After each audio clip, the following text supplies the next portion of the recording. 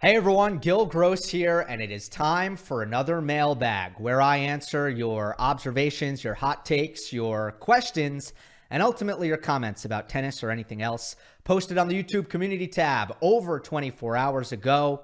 Of course, this is the post-Australian Open Mega Mailbag, which means I haven't done a mailbag in quite a bit, and it's one of the four most exciting times in tennis. Your comments have been festering all this time, and no surprise, there was a major uptick in comments this week, well into the triple digits.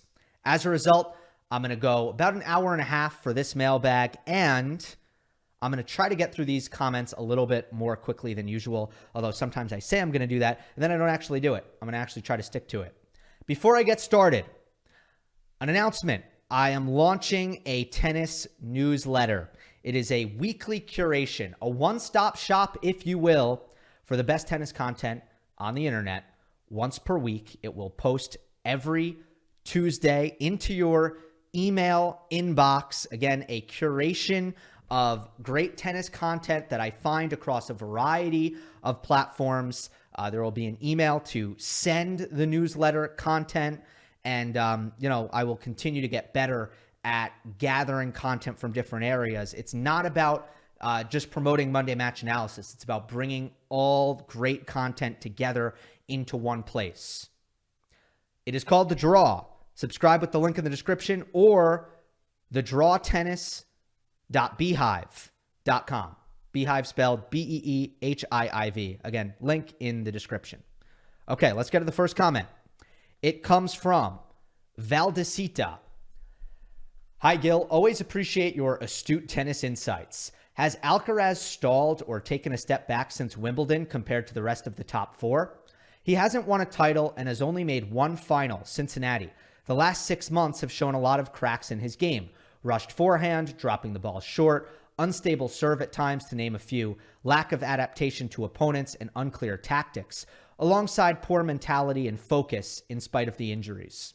I don't know what injuries am I forgetting some? Have there been injuries? Anyway, he has a lot of points to defend in the coming months and could see a slip in the rankings to even fourth. Where does he go from here? I understand he's still 20, and I don't mean to be critical. I am the biggest Carlitos fan. Yeah, it's the top comment, 50 likes. All right, well, look, in terms of the tennis, I just want to see him get back to making higher percentage decisions on a more consistent basis and not getting into these patches of inconsistency, which are punished more severely when you're not getting a lot of free points or easy opportunities with your first serve, which Alcaraz just doesn't really have the luxury of having. I mean, it just puts consistency and steadiness at a premium when returns are constantly coming back into play. I just think mentally, and we talked about a lot of this stuff with Steve Flink, I think he's lost a little bit of confidence. I think he's starting to feel the weight of a somewhat of a slump that he's been in, which is typical of a 20-year-old. Young players, they get too high and they get too low, generally. They start to feel the effects of their losses. They go into slumps. Look at some of the slumps that Holger Rune has been in early in his career, for example. He's had stretches of months and months where he wins just one match because he's just in such a bad place with himself. It happens to young players much more often than it happens to veterans, because once you mature and you get used to life on tour, I think you start to understand how to not get too high and not get too low. And I'm wondering if Alcaraz hasn't quite mastered that. In the same breath, I expect that once he does get a really positive result, it'll probably just snap him right back on track, and I could see him going on another hot streak as soon as he puts together, his next really good week. I want to respond to also one more thing you said in here, that you say he might slip in the rankings to fourth. I agree, he might, but why does that matter? I want to be critical about asking that question. Why does that matter? So certainly when it comes to the rankings, there's a seeding aspect to it. You do want better seeding. That helps you succeed on the tour, no doubt about it. But there's no difference between being a 3 seed and a 4 seed. And really, if we're looking at the current top 4, if you're 1 through 4, you're good. You're pretty much good if you're 1 through 4. Once you're 5, now you are risking a quarterfinal opponent that you certainly don't want to see. I also think year-end ranking matters. Just is a really good kind of end-of-year barometer for how well you did over the course of the calendar year. And I think that matters. But does it matter if Alcaraz is 4 in the world come Wimbledon because he, just doesn't quite have as many points on his rankings after maybe losing some of the points that he gained in the first half of last year where he was absolutely unbelievable, and then he gains them back in the second half? Like, what does that matter, if you know what I mean? So I don't think it matters if he drops to 4th at all. I don't think I have much more to add than that. All right, next one is from user. Hey, Gill, in the semis of the Australian Open, there were 4 players with 4 of the best backhands in the world. How would you rate their backhands in categories such as consistency, pace, depth, height, angle, open stance, and down the line? Obviously, at the tournament which Sinner won, he will be really high at all categories, so try to rate them in terms of more general level. Thank you for analysis. Love them. Great point. Great backhands in this Australian Open semifinals. So we're dealing with Djokovic, Medvedev, Zverev, and Sinner. Those are our 4 players. So let's go category by category. Consistency, I would say Daniil. I think Medvedev has the most consistent backhand. Pace, to me, it's between Zverev and Sinner. And that's a tough call between those two. I'm gonna go Zverev. I'm gonna go Zverev for pace. Depth, that's between Djokovic and Medvedev. Both of them are phenomenal. I will go. I still think Daniil. I mean, Novak takes more time away, which makes your depth more powerful, but I would still go Daniil. Okay, height, net clearance. I don't know that any of them play with a lot of net clearance on their backhand, but if we're talking about like the high heavy ball, I think Sinner probably uses that the most. None of them really hit their backhand with a lot of height on a regular basis. Angle, I'll go Sinner. I think Sinner has the best left wrist where he kind of, when he's looking to do it, and once again, I don't think that any of these 4 stand out as players who are constantly hitting the short angle cross-court backhand, which is just a rare tool these days to see. Like, players don't use it that often. Normally on the forehand, you just hit shorter angles, sharper angles. But I think Sinner does the best job of getting around the left side of the ball and kind of rolling over his backhand on the cross-court. Open stance, that's Djokovic. I think there's no doubt that's Djokovic. I mean, he gets the most on the ball, I would say, when he's stretched out to his backhand using the open stance backhand. And probably also the most precise when he's in that position as well. So that, to me, I mean, Medvedev does pretty well with it defensively, but not even a hesitation. It's Novak for me on that one. Down the line,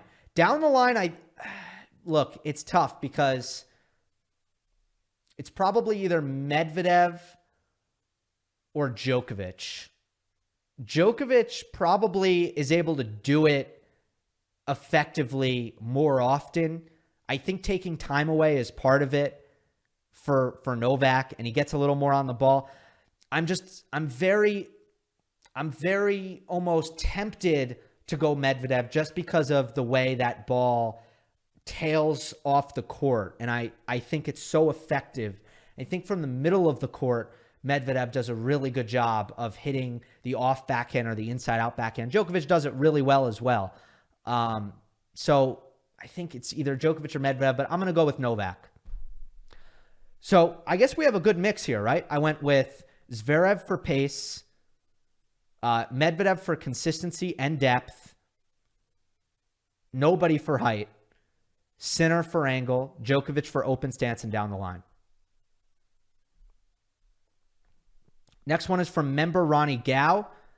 You can become a member by hitting the join button, contribute to the channel for $2 per month on YouTube. Goes a long way, supporting the channel, short-term and long-term. And there's also a link to that in the description. All right, from Ronnie. Hey, Gill, thanks for the coverage during this thrilling tournament. Hope you're caught up with enough sleep by now. If I can take a pause for a second, thank you for everybody very concerned with my sleep. I believe the dark circles under my eyes have started to go away. They have receded, which is a good thing. But hey, it's worth it. It's not always easy, the time difference in the Australian Open content grind, but it is more than worth it, and I am very happy to do it. And I do also appreciate the appreciation from you guys on your end. Okay. There's this theory that attributes the reign of the big three at Grand Slams, which has been more dominant than their female counterparts, to the best of 5 sets format. The reasoning is simply a matter of mathematics. For a top-ranked player, more sets played in a match is always good news, as upsets are less likely to happen in best of 5 than best of 3. This could explain why it often seems harder for a female world number 1 and number 2 to consistently win Grand Slam titles or even make Grand Slam finals. To what extent do you agree or disagree with this argument? By the way, I'll add that if logic holds, it also makes Graf and Serena's records even more impressive than they already are. Yeah, this is an argument I've seen a lot. I think undoubtedly there is a measure of truth to it, that the larger sample size you have over the course of a match, in this case, we're going from a best of 3 sample size to a best of 5 sample size, the more skilled player is going to have a better chance of winning in the longer sample size. No doubt about it. Now, I also take issue with folks who go take that argument so far and say that that is the reason for the disparity. That completely explains the disparity in dominance at the top of men's tennis versus women's tennis. To me, there's a very, very simple way to refute that theory, and that is just look at who's won the most Masters 1000 of all time. Just look at that, and then you'll see, oh, maybe it's not just best of 5, best of 3. Djokovic in first, 40. Nadal is in second, 36. Federer is in third, 28. That kind of looks like what it is for majors, doesn't it? Agassi's in fourth with 17. Murray's in fifth with 14. Sampras has 11. So that is one guy who I guess was more of a slam peaker. But I do know that in terms of Masters Series and 1000s, there have been some format changes and some tweaks, and that might affect what the history books look like. Obviously, we can't say like how many Masters 1000s Rod Laver won or anything like that. But I would just encourage those who think that it's all about best of 5, and that's why Novak, Rafa, and Federer dominated, because of best of 5. I would just be like, you want to look at who won the most Masters 1000s? Want to check that out? You know, in their prime, they kind of dominated those as well. Next one from Nicholas Von Schantz, also a member. Thank you. On Djokovic Motivation, even Nole himself seems surprised by the flat performance he showcased in the AO semifinal against Sinner. Aside from the possibility of just having a bad day at the office, do you think the lack of motivational factors might have been at play here, as he never seemed to get truly fired up? Last year, for instance, you had reaching 10 titles, equaling Nadal's Grand Slam tally, and redemption for the 2022 AO saga as plenty of fuel for going all the way. I'd also throw in the US Open. On a more general note, do you see any pure tennis-related carrots left for him, or will he increasingly need to manufacture them himself to have continued success on the big stage, playing in front of his kids, feeding off of the crowd, etc.? All right, well, first of all, And the context, by the way, for this comment, for those of you who maybe have discovered the channel more recently or haven't been listening to me for a long time, I have long had the opinion that Djokovic's motivation is likely to fail him before his body does. That when Djokovic retires, and I've never made a prediction as to when that will be, but my prediction has always been that when it happens, it will be because the fire has gone out and he just is not able to really motivate himself anymore. Because I think the body is probably going to hold up for 4 or 5 years more, like in the ballpark of that. I don't think it's going anywhere. Anyway, I'm not ready to say that, yeah, it was a flat performance. And you heard me after the match. I totally agree that he never got fired up. Was there some illness stuff at play? What was that play? I don't know. Like, we don't need to continue to debate and try to figure out what the reason was. But I will not say that motivation was a factor until I see some sort of a trend or a pattern. Again, it's an outlier performance. And if there is a motivation problem for Novak, that's going to be something systematic that we see throughout the year constantly. I don't want to say consistently, constantly. Because motivation, it's not something that usually goes in and out, week to week to week. It comes down to how you're training and how you're focusing. And usually you're not going to see somebody look like Benoit Paire one week and Nadal the next, if you know what I mean. So if motivation is a problem for Djokovic, we're going to see it over the course of a long period of time. Not going to go there after one match, after the fantastic season that he had last year. Also, in the semifinal, he was playing Jannik Sinner, who had beaten him in 2 of their last 3 matches at the end of last year. So there's a reason to get fired up for that semifinal. This guy beat you at Davis Cup. That's a speckle of motivation when you run into a player who's beaten you 2 out of the last 3 times and you're Novak Djokovic. And then the last thing I'll say is if he does need to manufacture the motivational carrots, as you called them, himself, he's quite good at that. And this is an Olympic year. I think that's his North Star this year. That's going to help him along the way. And we'll see what else he's able to find. I have a feeling this is going to be a big year for Djokovic, that he's going to play well. That is still how I feel about it. Next one's from Matthew Malagari. Hey, Gill, what have been some of your favorite tennis outfits worn by the guys on tour? Are there any that stand out for good or bad reasons? Hope you can finally catch up on sleep now that the AO is over. Tennis outfits. Look, this is more of a question for Eliza Wascoe, who you should follow on Instagram. And if you want to see content about tennis fashion, also has a YouTube channel, Liza West. Tennis outfits that tend to capture my heart are black. They tend to have a lot of black. I don't know why. Obviously, there's a famous one, which is, I think it was US Open 2007, Darth Federer. I loved that. I thought he looked awesome.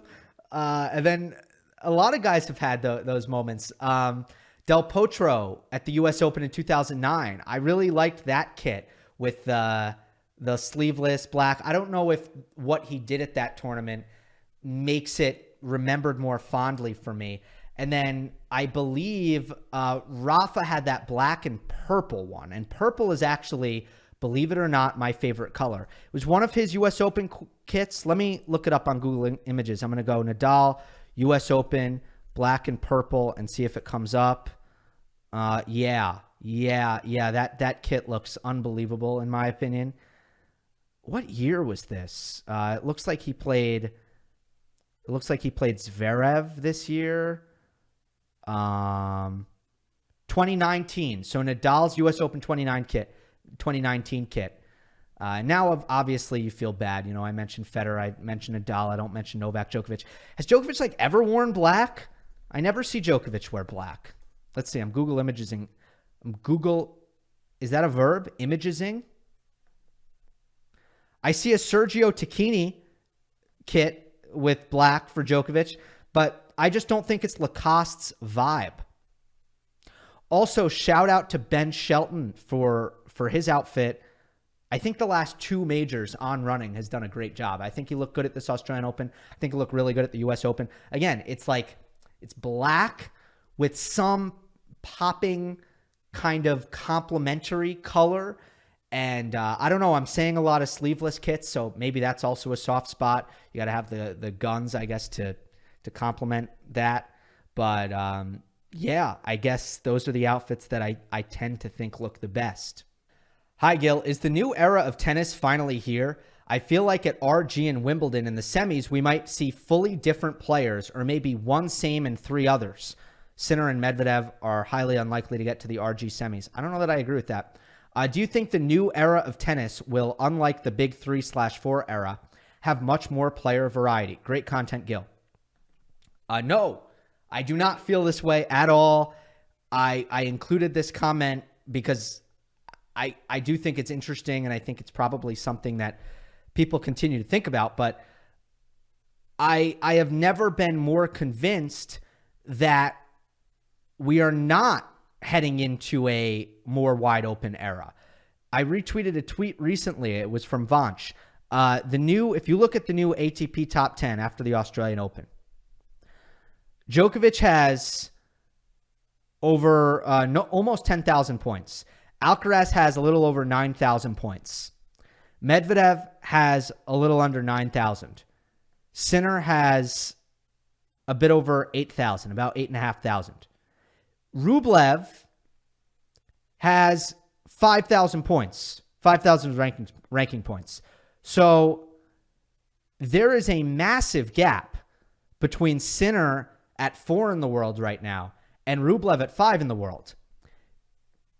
That's a numerical representation of something that I have felt and noticed over the course of the last year, which is that this top 4 is a really, really good top 4.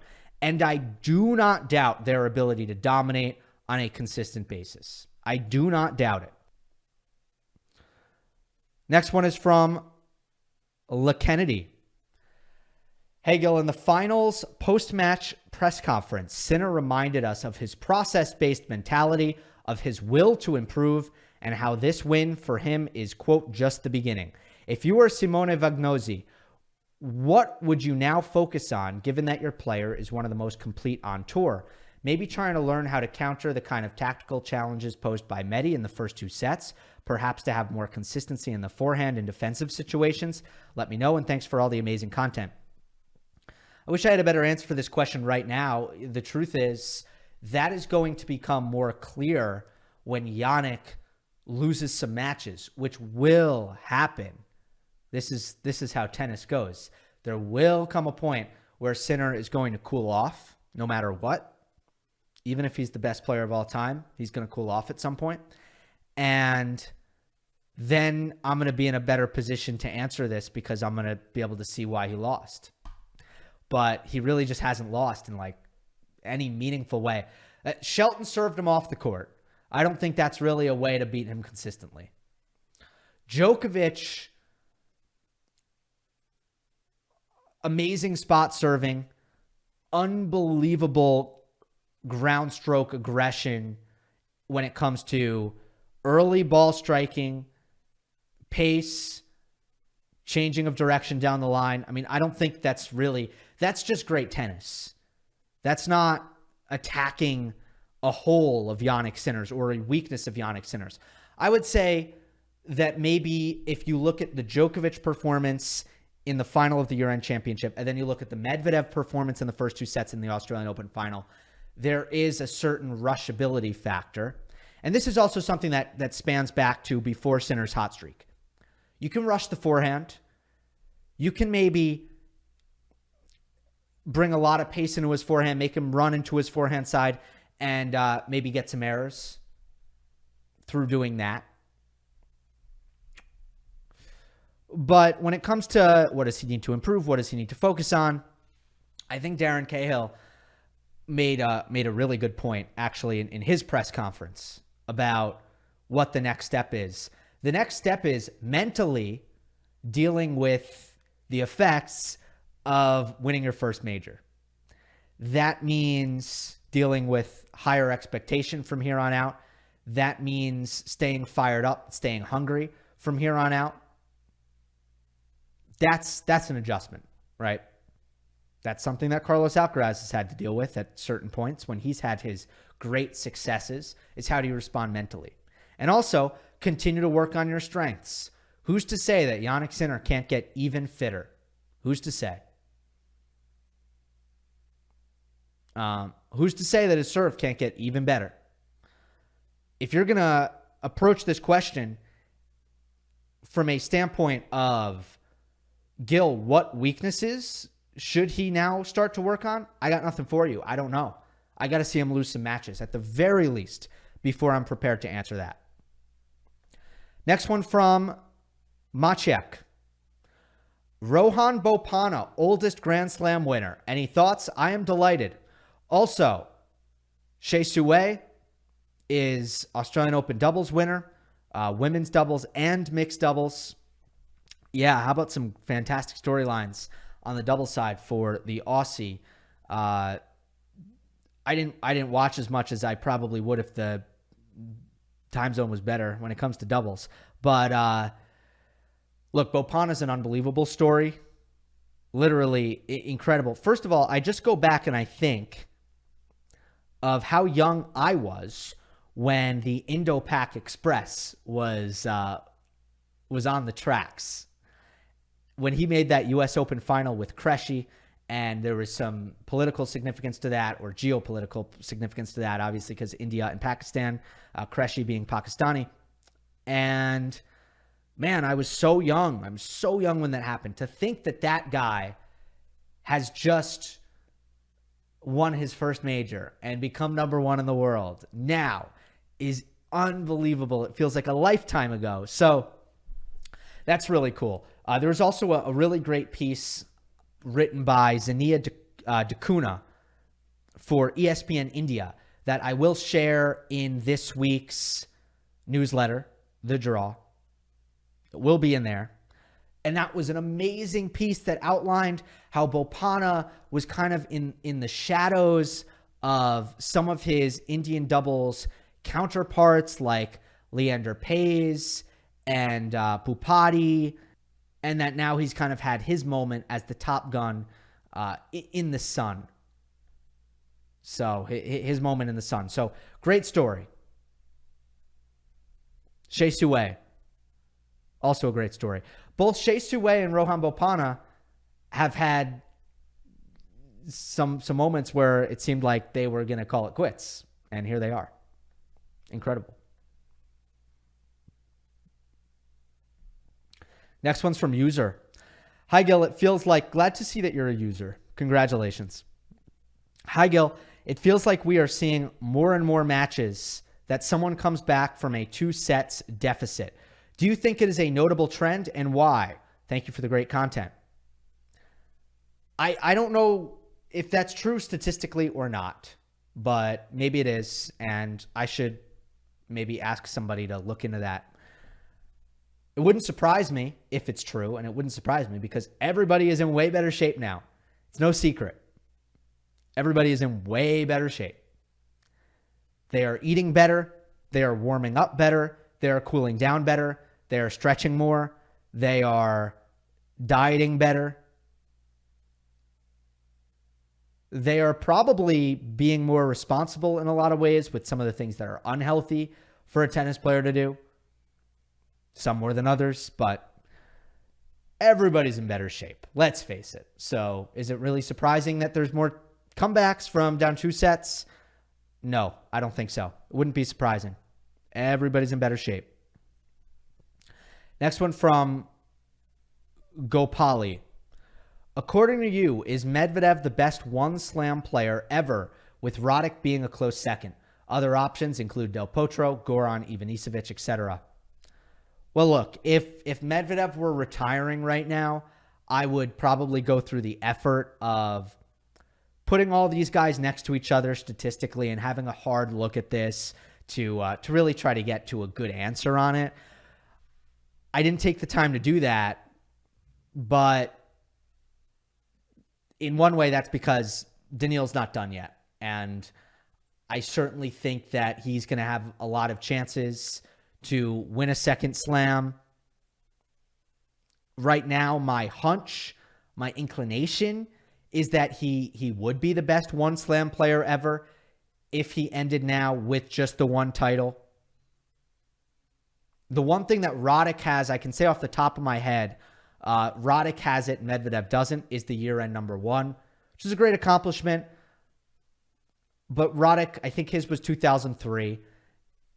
It was probably easier. It was definitely easier to be year-end number one in 2003 than it would have been for Medvedev since 2019 at any point. Del Potro,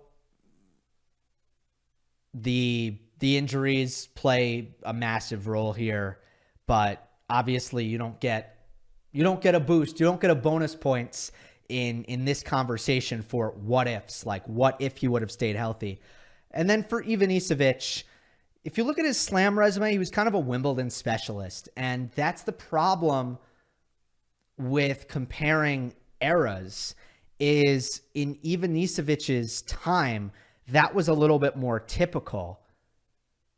You'd see a lot more players who would excel at Wimbledon and kind of do nothing at Roland Garros, so then maybe they're decent at the hardcourt slams.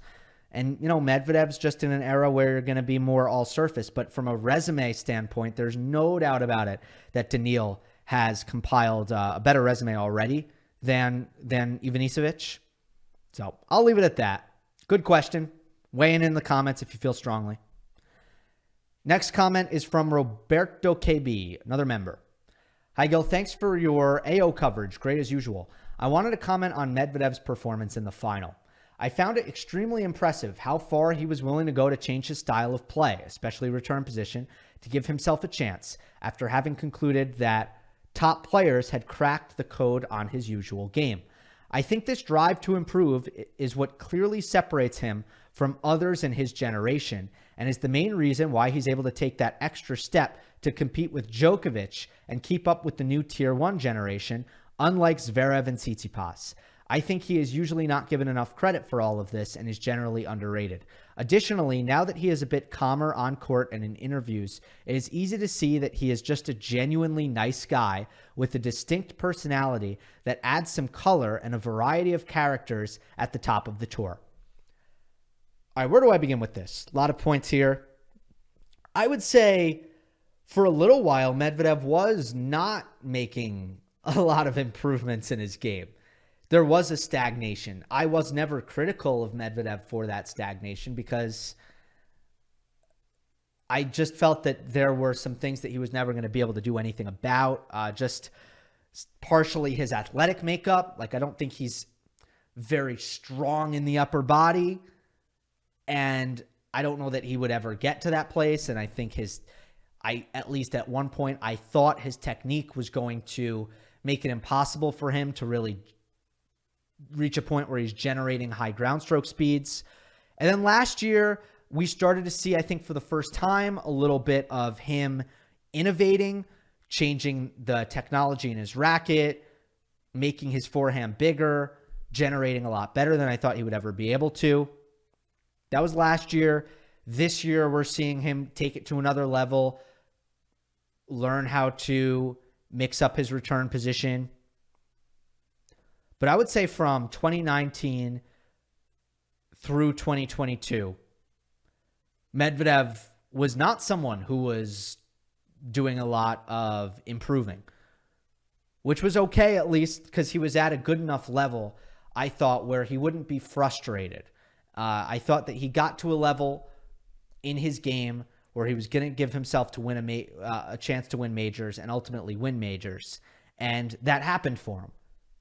But it wasn't until recently where I thought he was really improving a lot. So that's the answer to the first thing. Certainly Zverev and Tsitsipas, I completely agree with you. They have not been very good at making improvements.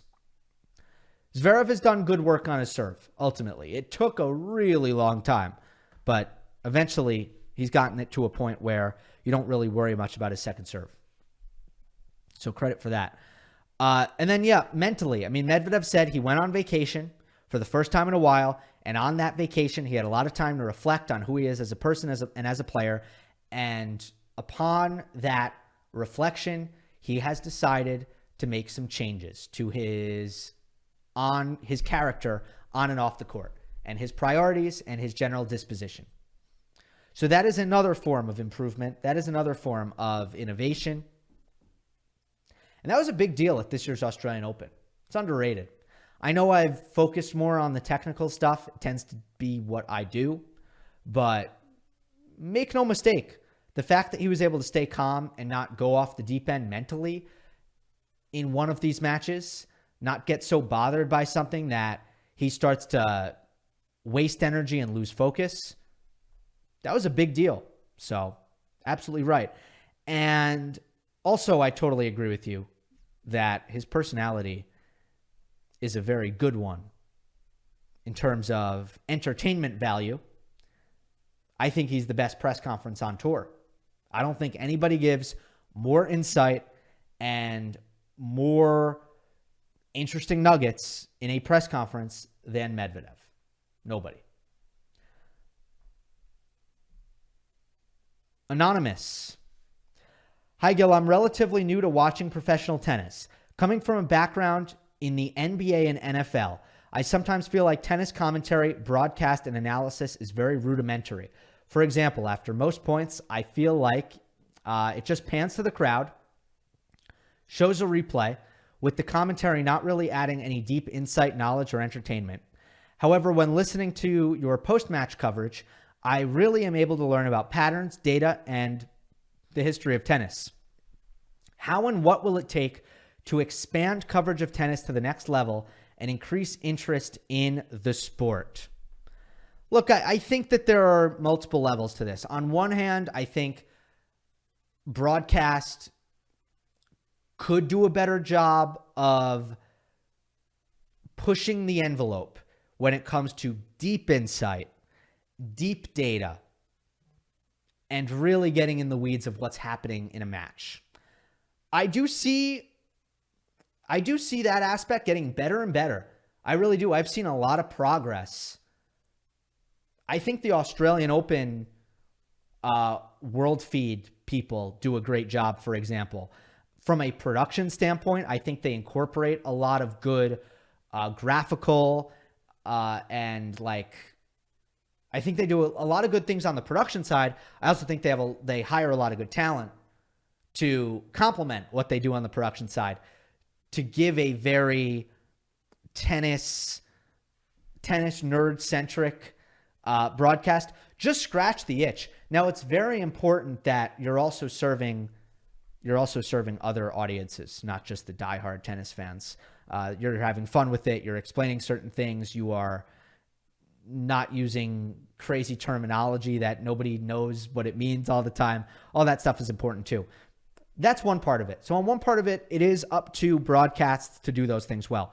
On the other hand, you're always going to see, in my opinion, the internet and the podcast community, you're always going to see on some level an elevated level of intelligence and depth in that space compared to mainstream stuff, compared to broadcast stuff. You see that, for example, on NFL pregame shows where the whole format, everything about it is super basic. You don't really learn much about football from watching those shows. But then you look at an NFL podcast or you go on YouTube and you find someone who's breaking stuff down in depth and you're just getting a smarter product. So part of it is, I think, just building up this space that I'm occupying right now. And big news in this week, which is that Andy Roddick is starting a YouTube channel and launching a podcast and doing a lot of the, in terms of the format, a lot of the same kind of stuff that I do. It sounds like he's going to be doing Q&A. He's going to be doing some breakdowns and stuff. So, boy, that's a big deal. Obviously, Andy is very good at this. He brings a built-in credibility that even I can't even dream of having at any point. My hope is that stuff like that is going to, even though I'm not Andy, and that technically he's going to come in and compete in the same space. My hope is that that's going to lift up all of us, that's going to help everybody. And it's going to get, first of all, it's going to bring in more tennis fans. It's going to get more fans watching tennis. That's the first thing. But the fans who do watch tennis, who are interested in tennis, are going to get in the habit of not just engaging in the matches, but also engaging in the content side of it, which I think is more prominent and more common in other sports, which is one of the reasons why I've launched the draw, because I think everybody should be doing better in the tennis content space than they currently are. And I want to elevate, like I've done decently well at this. I've built comparatively, and it's all relative, but I've done all right at this. I want to lift up other people, other streams of content, least I can do. And I think it helps all of us. So that's my really long answer. I don't know if I totally went off the deep end in that answer, but hey. I'll try to get Andy on. I'll shoot him an email. Next one from John Palmer.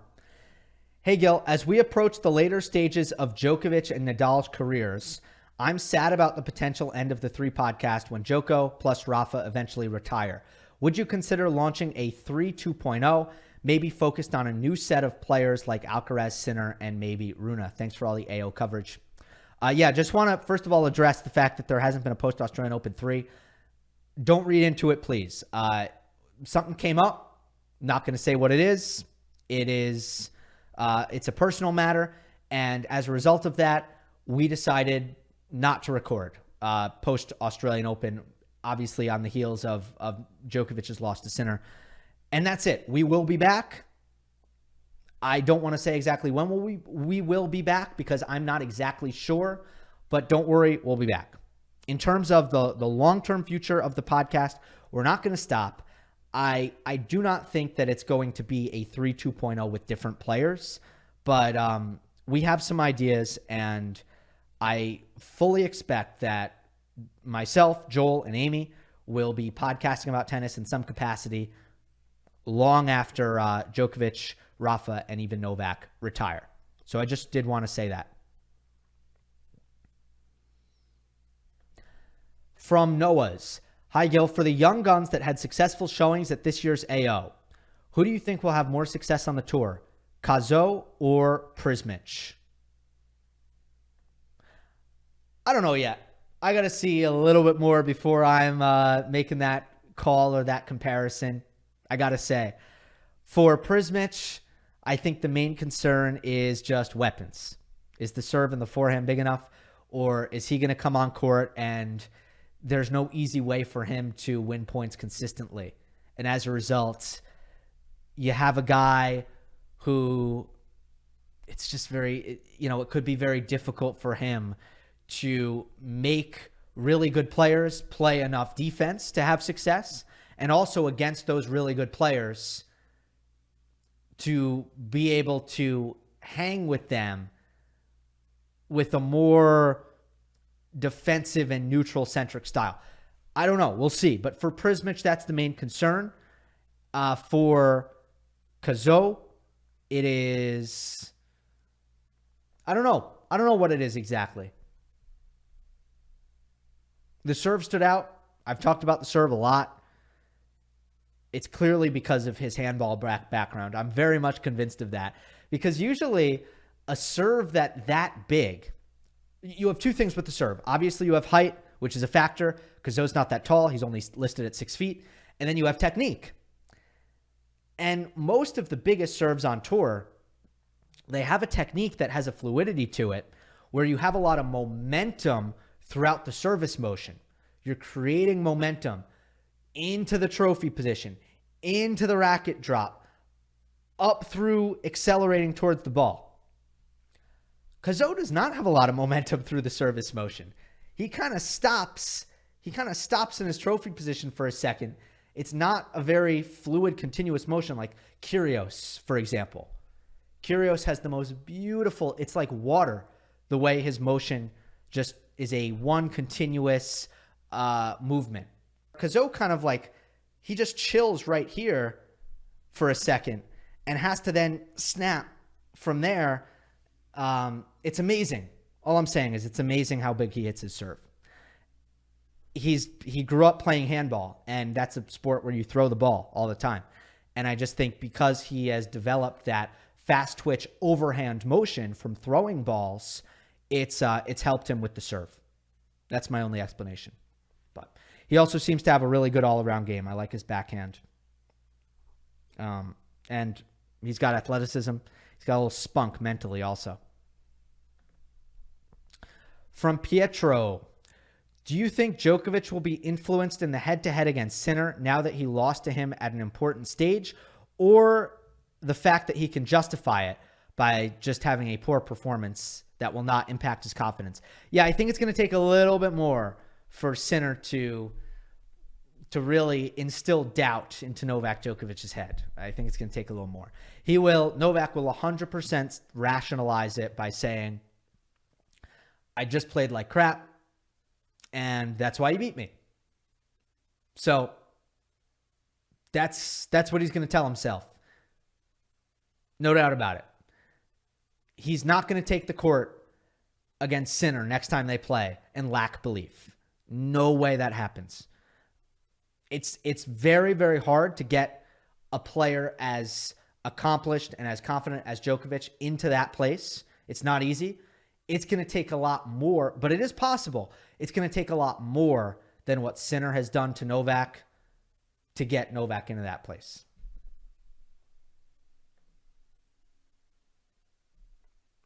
All right, this is kind of a double comment. I included the reply because I think the reply is really, really good. It's from Xin Feng. Hey, Gill, impressed by your preview before the men's final match. One thing I noticed is the strong contrast between men and women's seeds performance. On men's side, almost all top seeds get into quarterfinals and semifinals. On women's side, only 3 top 10s got into the 4th round, if I remember correctly. Xin Wen is the 12th seed and is the top ranking player in the top half after only the 3rd round. I think you mean the bottom half. I think this happens often on the women's side. For example, Layla versus Emma in the US Open. Why are the top women players less consistent or dominant? I hope this is not a question causing political controversy. I get it. You're just genuinely curious from a tennis standpoint. This reply is really good from Tenacious.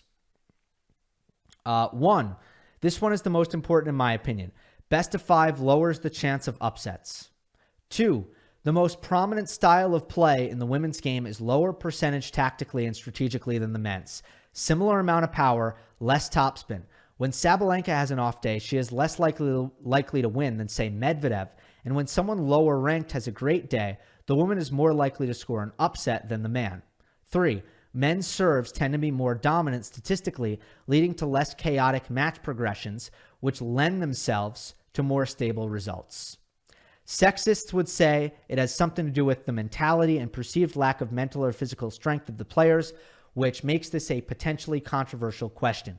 That's unfortunate because comparisons between the men's and women's games are fascinating and reveal some interesting insights about the game itself when not sullied by casual misogyny. Yeah, so that's really well said. I think those are all good points. Best of 3 versus best of 5, as we covered earlier in the mailbag. It is a factor. It is not the end-all, be-all. It does not explain it 100%, but it is certainly a factor. The fact that women play flatter. And then, the serving. I think that's a good point, too. Next one is from Nick Gross. Hi, Gill. Apologies if you already covered this, but a few questions about Novak. 1, did you hear Patrick Mouratoglou's take on Djokovic's worst Grand Slam performance? The pressure being too much, the possible relief he might be feeling, etc. Do you agree with that and with PM's prediction that Novak will still win 2 to 3 slams this year? Yeah, I did watch that. I don't get it at all. I completely disagree. He likened it, like Patrick compared it to what Djokovic said about the Adrian Mannarino match. Adrian Mannarino obviously lost the first 2 sets, 6-love, 6-love. And Djokovic was like, it was kind of a relief to lose the first game of the match at the start of the 3rd set because there was so much tension building in the arena. And when Novak said that, I totally related to it. I so connected with that. Thought it was so interesting. Because I have been at those matches. I have attended them at slams in these big stadiums with tons of fans and with one player who can't win a game. I have attended these matches. I'm sure so is Patrick, by the way. He has certainly been at many of them. When that happens, a certain manufactured tension starts to build. Every time the player gets to 30, oh, is this the one? Is this the one? Are they going to finally win? And it just becomes this situation where, again, it feels like this quest to get on the board, to win one game, it starts to consume the entire match in a way that raises the stakes when really there should be no tension. There should be no tension whatsoever. It should just be like, a blowout match where one player is cruising, one player is struggling. But yeah, I completely get what Novak is saying, where he's like the tension in the arena started to really just build and build and build. The longer it happens, the worse it gets. As soon as the one player wins the one game, that whole energy kind of goes away. Okay. It wasn't a triple bagel. Sigh. I totally get that. That sensation, that does not exist over the course of a 5-year run of winning Australian Open titles. Like that same energy that Djokovic was feeling in the Mannarino match, Novak, I don't think, is feeling that at all when he's going through Australian Open runs, right? What I also don't get about it is, why this one, right? He's won 10 Australian Opens. What about the pressure of winning the 5th, 6th, 7, 8, 9, 10? Like, what is it about trying to win the 11th? That's some magical pressure? Like something about 11? I just don't get it. So I just don't agree. I don't agree that pressure. I don't see, why was there more I think there was more pressure on Novak when he played at Wimbledon. There was more pressure when he was trying to catch Nadal or pass Nadal. There was more pressure when the Grand Slam is in play. Okay. Next one. Would you agree that on some level, Sinner was simply fortunate to meet a super subpar Novak in the semis? Luck plays a factor in life, as it does in tennis. Every top player has had his/her brushes with it, including Novak. So in this case, of course, Sinner's game was incredible all tournament, and his mental resolve to come from 0-2 down in the final against hardcourt specialist Daniil was awe-inspiring. But knowing what we know about Djokovic at the AO, if the real Novak showed up, chances are slim Sinner would have come out on top. Agree? No, I don't agree with that either. You can't say chances are slim. You just don't know. These are two players who are on a similar plane, a similar level. As I said, I thought, Sinner was just really knocking on the door of Tier 1, and all I needed to really see was a slam run. And, now he's there. So we can't pretend to have the arrogance of knowing what would have happened if Djokovic played great. We cannot be arrogant enough to think we know. We do not know. I say the same thing about one other example, which is a little bit of a different situation, but it's the Zverev what if with Nadal when Zverev rolled over his ankle and tore up his ankle against Nadal at Roland Garros. And a lot of people, I'll just say it, Zverev himself, he loves to act like he was going to win that match. It's like, who the hell knows? You don't know. God doesn't know. Rafa doesn't know. It's a tennis match between two very, very close together players. This is not an example of a match that we can say clearly would have gone one direction had the circumstances been different. No. Not for that match, not for this match. From SJ, hi Gill, 2 questions here. One thing I love about Sinner's game is how he's an elite pace absorber / redirector. That's definitely not a word, is what SJ said in parentheses. Redirector, I propose that to be a word. I would like to bring that into the tennis vernacular. The comment continues, but also an elite pace generator. That makes a perfect blend between offense and defense, which is only helped by his elite movement. Can you touch on this and maybe list any other players that you can think of that can do this? I'd say Djokovic is the best example, but his pace generation has never been on this level. A combination of pace absorption and pace generation. Honestly, I think most of the best players have somewhat of a decent balance in being able to do both of these things. There's no doubt about that. I don't know that Sinner as a pace absorber / redirector, I don't know, elite. Elite feels strong to me. Good, very good, but elite feels pretty strong to me at this time. One guy, though, who does come to mind is Agassi. Now, Andre didn't hit enormous, but if you left the ball up for him, if you gave him anything to hit, a sitter, so to speak, or a short ball, so to speak, he was pretty good at punishing it. And part of that was how early he would take the ball, like inside the baseline a lot of the time. But Andre was someone who you couldn't rush. It was very hard to rush him. And he also was really good offensive baseliner. Let's go to the second one. Did Nadal's 3 matches make your stock on him go down or up? For a lot of people, seems like doomsday predictions are coming out, but to me, he was pretty good. He played a fairly high level in his first 2 matches, and I think that Jordan Thompson loss aged well, considering how great of a fight Thompson gave Tsitsipas at the Australian Open, and considering Nadal could have easily won that match in straights if he didn't choke. Clearly, his body is not ready for best of 5 yet, but Nadal's showing makes me believe he can make some noise on clay, which is easier on the joints. I agree. That's a stock up for me. Rafa played way better than I thought he would right away, even though I thought he'd play pretty well. And it's not like he got injured, really. Like, let's face it, I don't think he got injured. I just think he got banged up enough.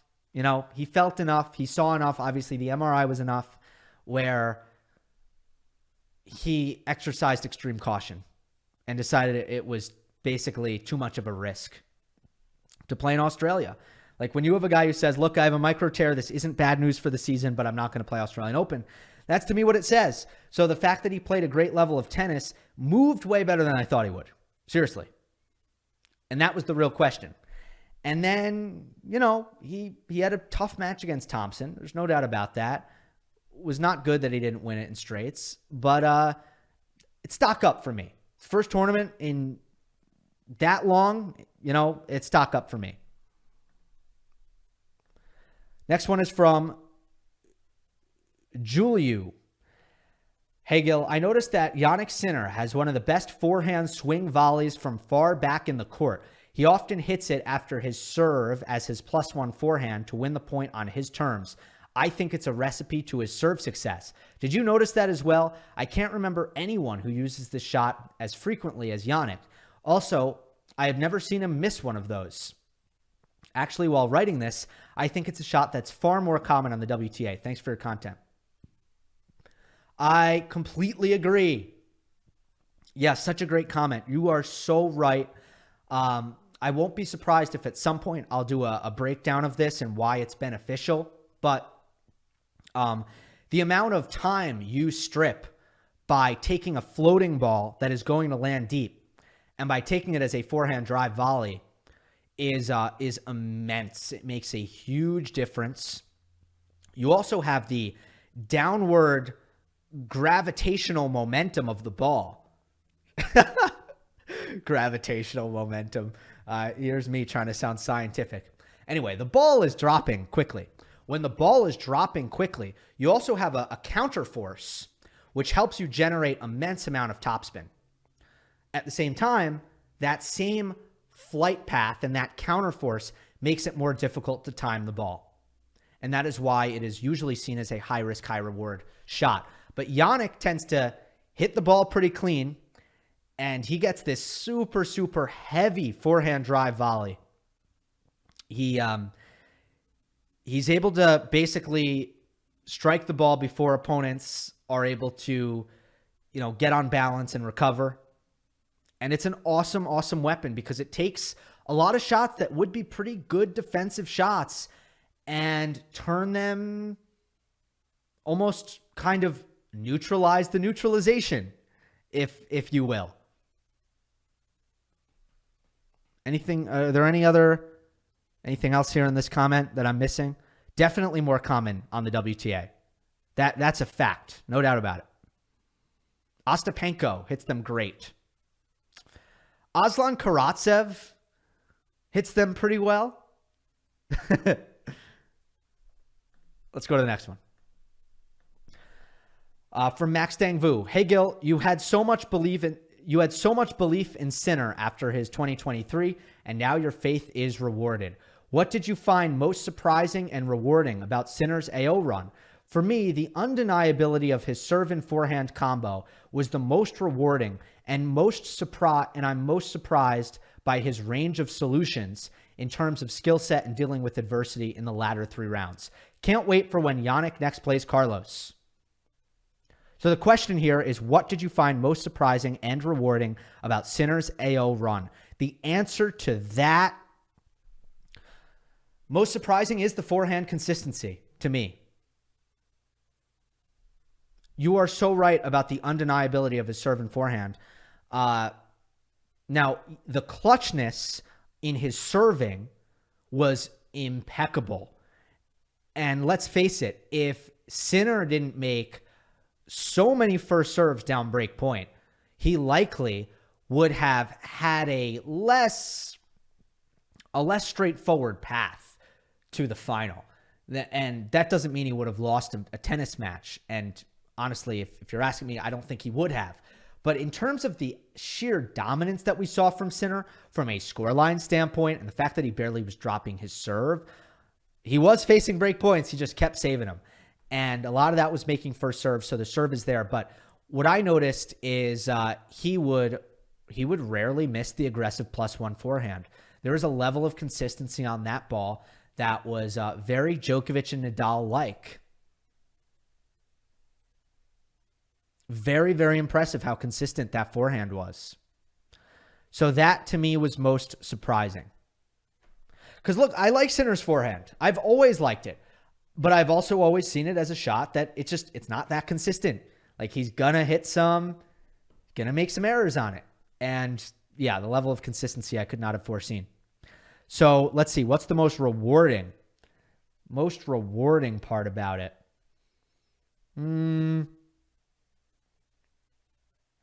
What did you say? His range of solutions? I'll say mental composure in the final. Nerve management. That's most rewarding. When a guy who is, he lost, I've said this before. If you really look at a lot of Jannik Sinner's first big matches, he was not a player like Rune or Alcaraz. Rune and Alcaraz immediately won a lot of the big matches that they played early in their career. For Alcaraz, you're looking at major finals, you're looking at big finals.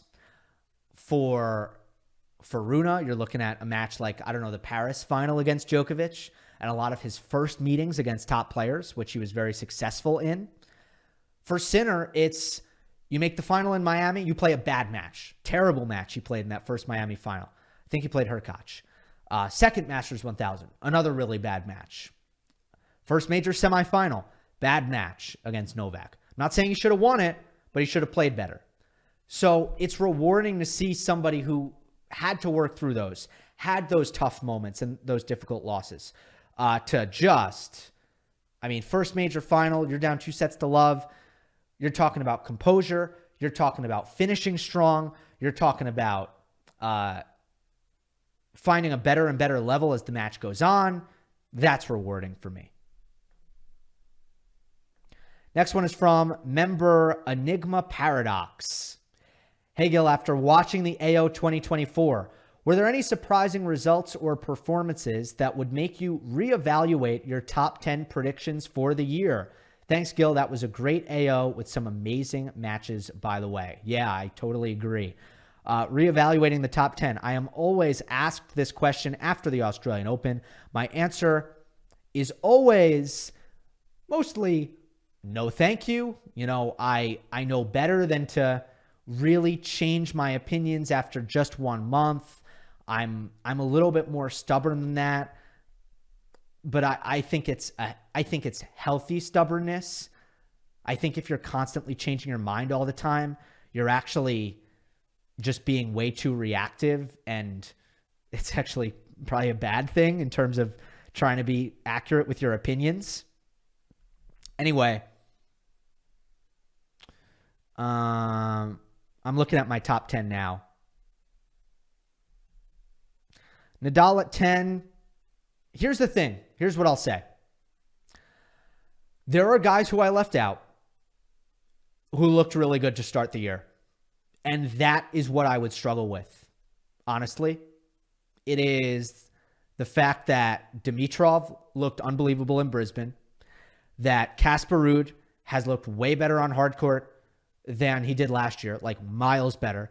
The fact that Taylor Fritz was awesome at the Australian Open, that Jack Draper started the year and had an impressive run in Adelaide.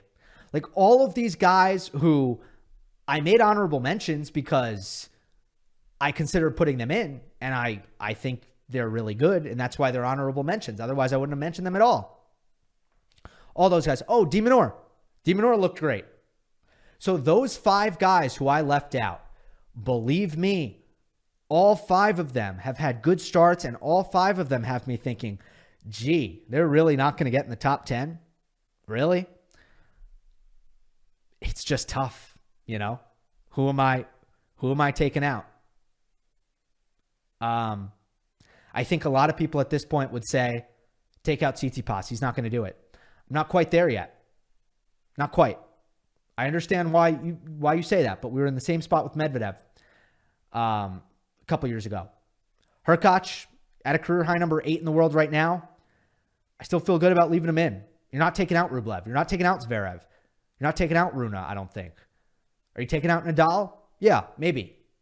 Maybe it would be taking one of those guys and replacing them with Nadal just because, okay, right away there was an injury setback. And if you are, if you're in these small margins, if you need something to decide, the fact that he's already had to kind of go to the sidelines and miss some time, maybe it doesn't bode well for Rafa's ability to stay healthy for the rest of the year. Maybe.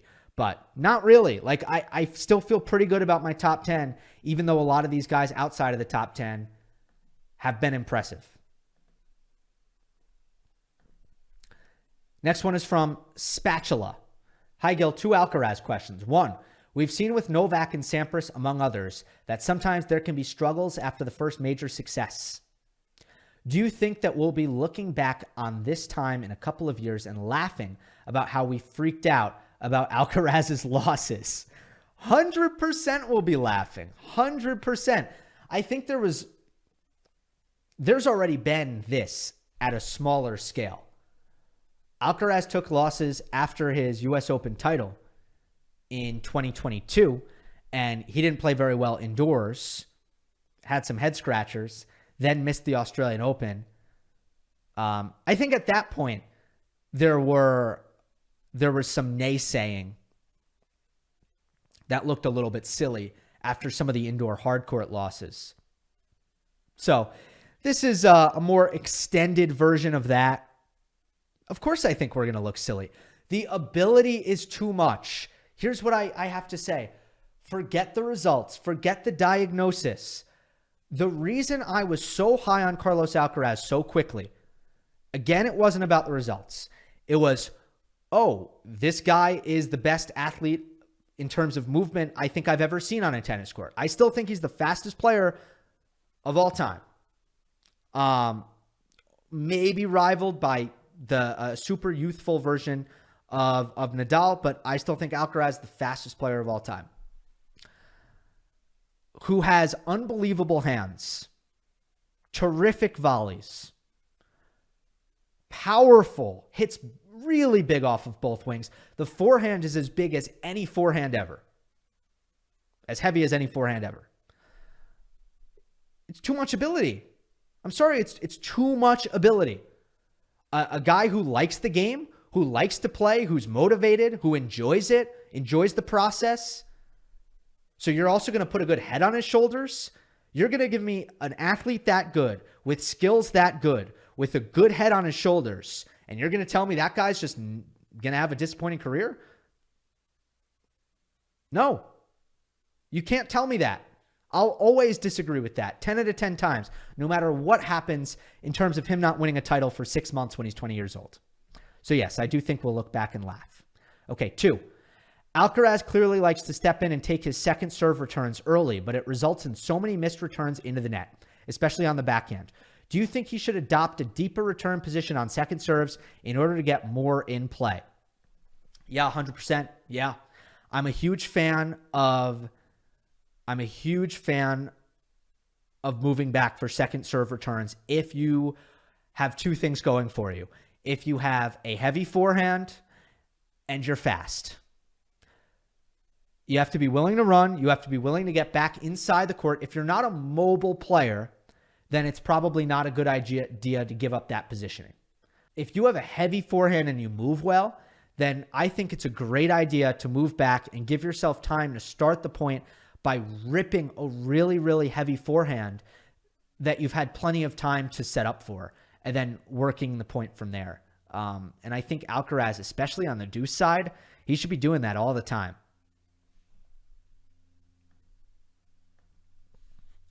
From Head Huncho. Hey, Gill, me again. Big fan. I have a 2-part Alcaraz question. 1, is Alcaraz winning another Grand Slam this year the only way it would be considered a successful year for him? I don't have much to say in response to that, but probably he'd feel that way. When you start your career and you win a slam in like kind of your first 2 years on tour, then going into your third year on tour, ultimately not winning a major would probably feel like a failure. Now, that is a product of the amazing success that he's had thus far, but it is also a reality. Okay, the second part of this. How difficult do you see it for Alcaraz to defend his points from last year, especially Madrid and Indian Wells? Novak is back in the U.S. and Sinner's early form this year already.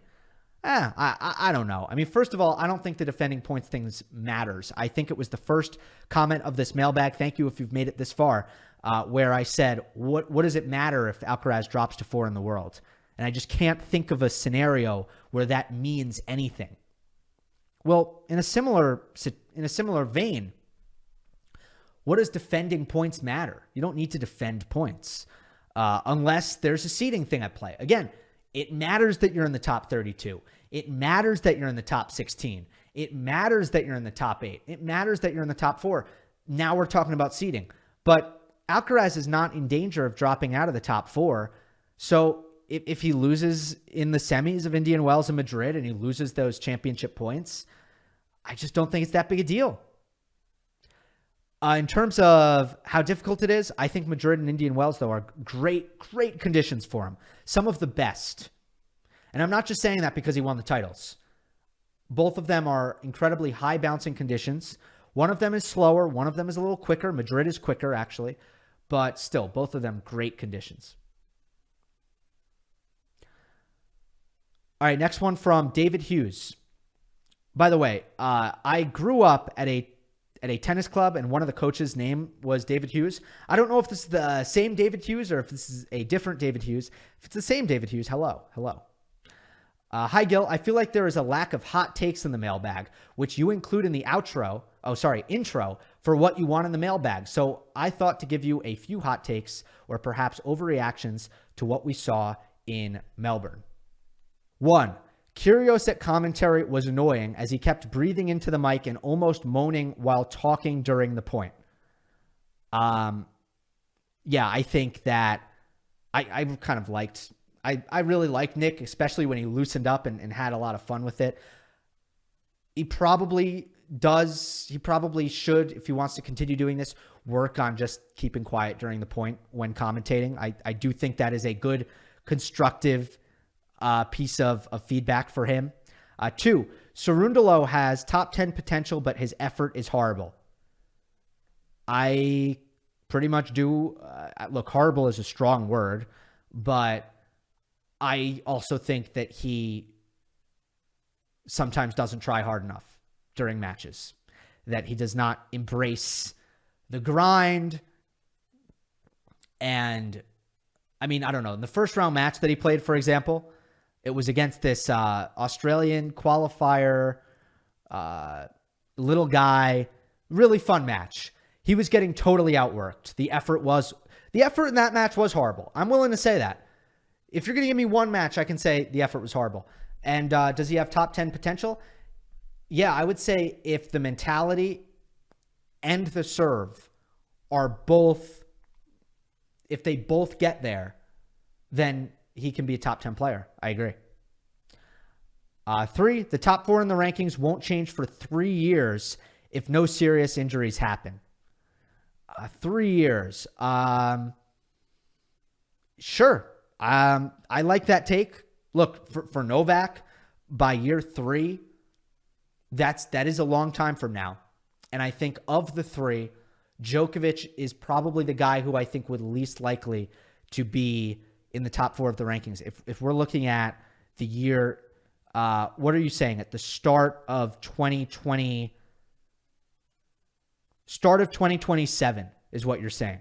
Yeah, I would say of the 3, Djokovic and then Medvedev are less likely than the younger counterparts in Alcaraz and Sinner.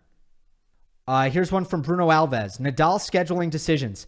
So Nadal's going to play Doha. Here's the reason. Carlos Moya said, we do not want Rafa changing surfaces constantly. Hard court, clay court, hard court, clay court. So if Nadal played the Golden Swing, then we would have that situation. Rafa's priority, it seems, is to play a somewhat normal season. So remember what I was saying? I was saying, does he want to play a clay season or does he want to play a tennis season? It seems like he wants to play a tennis season, in which case I totally agree with his decision to play Doha and not the Golden Swing because, you know, he shouldn't be going from clay to hard. It doesn't make much sense. He also, I don't think, should be resting all this time. He should be looking to play matches. So I like that he's playing Doha. He's not resting until March and just restarting at Indian Wells. At a certain point, you got to play. And even mentally, like, how annoying must it be for Rafa to spend so little time actually competing? It must be horrible. So Nadal scheduling decisions makes perfect sense to me. I thought in the case that he didn't want to play the Sunshine Double, in that case, I thought it would have been better for him to play South America. But considering the fact that he's playing the Sunshine Double, I'm glad that he is playing hardcourt in February. All right, we're going to go with one more. It comes from Owen. Hey, Gill, I was wondering if you could give some thoughts about Cam Norrie's level so far this year. He seemingly has had a strong resurgence after the struggles of last year's post-Indian Wells, taking Zverev to the 5th set breaker and taking down an in-form Ruud. Thank you for the great content, as always. Well, look, really good stuff from Norrie. And what stood out to me, talked about it with Steve Flink a little bit, is his ability to execute an offensive tactic with confidence. And against Ruud, it was, we are going to approach his backhand. Come forward, very, very confident on the volleys. But, I mean, he was looking any opportunity, he was coming forward into Ruud's backhand. It's a really good way to play Casper. And Norrie was so committed to it. Cam is very resourceful in a tennis match. Like, I just think he's very open-minded about how he needs to play and executing certain things. And against Zverev, it was the same thing. What did he do against Zverev? It was slow ball the forehand and then drop shot. It was all about the drop shot against Zverev. He was like, look, I'm not going to be able to create much offense with the way Zverev drops back deep in the court And with my ground stroke power and the fact that coming forward against him is hard because he hits passing shots so well, what are we going to do here? How are we going to finish points, and how are we going to be offensive against Zverev? Another thing is outlasting him is not a good plan either. So Norrie was like drop shot, drop shot, drop shot, drop shot, more drop shot again. What I love about that is that's not necessarily Cam Norrie's style. It was just looking at who am I playing and how should I play him? And then being so committed to doing that thing over and over again, which, as we saw with Medvedev in the final, it's hard, especially under pressure. It is hard to go against habits under pressure. Norrie did that really well against Zverev and Ruud. Sasha played a good fifth set tiebreak. So hopefully Norrie has a more consistent season. Remember at the end of last year, I talked about this with Gruskin. I was like, are we sure Cam wasn't injured? Now, I still don't know.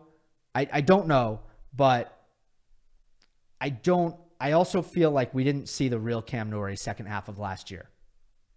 And maybe he's not a top 10 player, but I also think that he is solidly and thoroughly a top 25 player, in my opinion. That will do it. Going to be a little bit of time off, and I will be back midway to late next week after a little trip to New York. Hope you enjoyed. Don't forget to subscribe. I'll see you next time.